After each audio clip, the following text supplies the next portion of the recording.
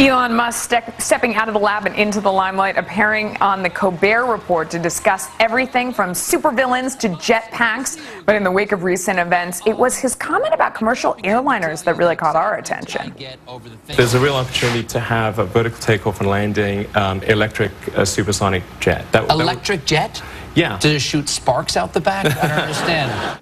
Yes, it probably does. Veronica Dagger is back to discuss, along with Ken Mahoney of Mahoney Asset Management. We also have Capitalist Pig's Jonathan Honig. He's a Fox News contributor. Jonathan, would you buckle up for that? The vertical takeoff and landing? Very cool. What a dreamer Musk is. I mean, he really is a modern-day Einstein, a real modern-day American visionary. And the ability to have those types of visions, Melissa, only happens in America. I mean, when you think about what Elon Musk does in all of his endeavors, is he really creates modern-day miracles on Earth. So hats off to him, and if he succeeds, it's only because it's going to be safe and affordable for all. He makes every little boy's dreams come true, Ken. I mean, he just, from rockets to electric cars to, and the difference is he makes these things happen. What did you think about this one? You think we're going to see vertical takeoff? Well, you know, it's so funny. One of my favorite movies of all time is Back to the Future with Doc, with these zany, crazy ideas, which eventually were proven right. And I think he's kind of like Doc of the modern day century. So Back to the Future with Mr. Musk, and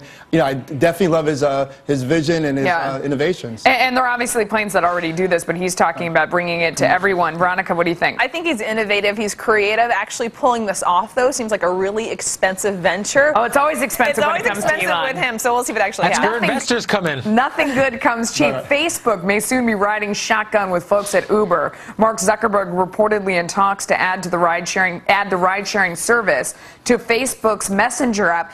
Is this a good fit? Jonathan, let me ask you, because Facebook's Messenger app, do a lot of people use that? There's a reason why Zuckerberg is the richest man in the world, Melissa. I mean, Facebook and Uber, and again, a reason why Uber is valued at $17 billion. These companies, these applications are changing our lives for the better, for the much better. So Uber, we've talked about it many times, an amazing innovation.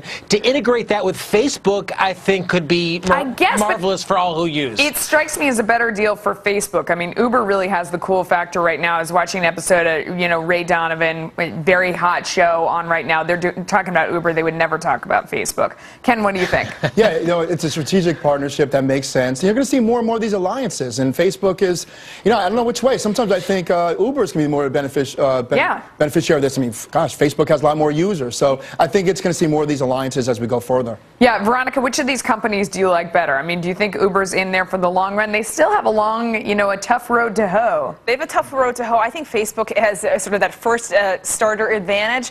Also, they're looking for ways to boost revenue in Messenger, so this could be the way to do that. Also, just think of all the credit card data, all the data they would gather from this. So it's a huge benefit to Facebook if this happens. Absolutely. All right. Meanwhile, Uber making an unlikely turn on the road to expansion, launching service in Flint, Michigan. It is a city of about 100,000 people. It also happens to be the murder capital of the world. I don't know if you know that. It leads the nation in homicides and arson. I mean, you don't want to forget arson. It's also leading in arson. Give them credit where credit is due. Does this mean they're scraping the bottom of the barrel, Veronica? I would want to think twice if I was going to get into an Uber car. There, anywhere I'd get into a car, I don't know the driver. I want to think twice, so I'd be a little cautious. I guess, although we do it every day in New York City. Come on, Ken. You use taxis? I think the strategy makes sense. I mean, Uber went to these big markets, got proof of concept, market acceptance. Now they're going to some of these middle markets, and they're creating a moat, trying to create some type of barriers to entry for the next company that's going to try to fight for the space. I guess, but does it say something about how far they've gone and how much potential there is? If they're already in 150 cities and they're going to some place like Flint, I mean, how much demand is there for something like Uber in Flint?